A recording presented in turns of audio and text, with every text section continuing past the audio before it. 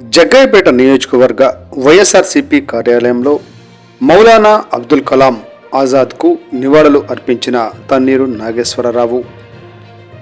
జగ్గయ్యపేట పట్టణంలోని ఈ రోజున స్వాతంత్ర సమరయోధులు, భారతదేశ తొలి విద్యాశాఖ మంత్రివర్యులు, భారతరత్న మౌలానా అబ్దుల్ కలాం ఆజాద్ వర్ధంతి సందర్భంగా నేడు జగ్గయ్యపేట పట్టణంలో స్థానిక వైఎస్ఆర్సీపీ కార్యాలయంలో వారిని స్మరించుకుంటూ వారి చిత్రపటాలకు పూలమాలలు వేసి ముస్లిం మైనారిటీ సోదరులతో కలిసి నివాళులు అర్పించిన నియోజకవర్గ ఇన్ఛార్జ్ తన్నీరు నాగేశ్వరరావు. ఈ సందర్భంగా వారు మాట్లాడుతూ, ఆయనకు ఇదే నా శ్రద్ధాంజలి. స్వాతంత్ర పోరాటంలోనూ దేశ నిర్మాణం దిశగా జరిగిన ప్రయత్నాలలోనూ మౌలానా అబ్దుల్ కలాం ఆజాద్ పోషించిన పాత్రను మనం స్మరించుకుందాం అని తన సందేశంలో పేర్కొన్నారు. ప్యానల్ కమిటీలో ఉంటాం. భారత స్వతంత్ర ఉద్యమంలో గాంధీ గారితో పాటు, నెహ్రూ గారితో పాటు ఆయన ఉర్దూ కవితలను రాయడం, విద్యా వ్యాప్తి మీద విద్య గురించి ఉర్దూలో తర్జన చేసినటువంటి ఏకైక వ్యక్తి. ఈరోజు మనం ఆయన వర్ధంతిని చేసుకుంటున్నాం. ఆయన సేవలను గుర్తించి భారతదేశ స్వతంత్ర అనంతరం మన దేశ మొట్టమొదటి విద్యాశాఖ మంత్రిగా చేయడం ఆయన యొక్క మౌలానా అబుల్ కలాం ఆజాద్ వర్ధంతి కార్యక్రమం. వారు భారతదేశపు మొట్టమొదటి విద్యాశాఖ మంత్రి, మానవ వనరుల శాఖ మంత్రిగా పనిచేశారు. సుమారుగా 11 సంవత్సరాల పాటు ఈ దేశానికి విస్తృతమైన సేవలు అందించినటువంటి గొప్ప మేధావి, అలానే రచయిత, ఆయన రాజకీయ నాయకుడు, సంఘ సంస్కర్త.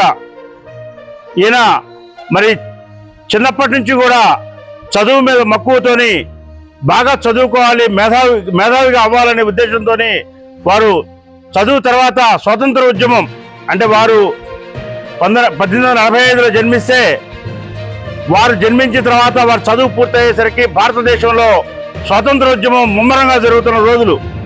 ఆ స్వాతంత్ర ఉద్యమంలో ఆయన విస్తృతంగా పాల్గొని ఈ దేశానికి స్వాతంత్రం వస్తేనే భారతదేశం బాగుంటుంది అని చెప్పి ఒక మంచి ఆలోచనతోని అనేక రకాల పోరాటాలు చేసి భారత జాతీయ కాంగ్రెస్, ఇవాళ ఏదైతే కాంగ్రెస్ అని అనుకుంటున్నామో ఆ కాంగ్రెస్ పార్టీలో చేరి ఆయన భారత జాతీయ కాంగ్రెస్ అధ్యక్షుడిగా కూడా ఆయన ఎంపికయ్యాడు అని అంటే ఆయన ఘనత గురించి మనం ఒక్కసారి గుర్తుకు తెచ్చుకోవాల్సిన పరిస్థితి. అంతేకాదు, ఆయన రాజ్యాంగ పరిషత్ అంబేద్కర్ గారి ఆధ్వర్యంలో జరుగుతూ ఉంటే అందులో కూడా ఒక మేధావిగా ఆయనకి రాజ్యాంగ పరిషత్లో కూడా ఒక సభ్యత్వాన్ని ఇవ్వడం జరిగింది.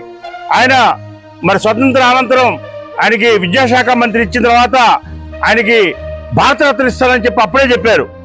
ఇస్తే ఆయన ఒకటే చెప్పాడు, అసలు భారతరత్న డిసైడ్ చేసే కమిటీలోనే విద్యాశాఖ మంత్రిగా నేనున్నాను, నేను భారతరత్న ఇచ్చుకోవడం అనేది తప్పు, అది కమిటీలో ఉన్న వాళ్ళకి అవార్డులు ఇవ్వడం ఏంటని చెప్పి చాలా గొప్పగా ఆయన దాన్ని సున్నితంగా తిరస్కరించి తర్వాత ఆయన చనిపోయిన తర్వాత ఎప్పుడు 92లో ఇచ్చారు ఆయనకి భారతరత్న.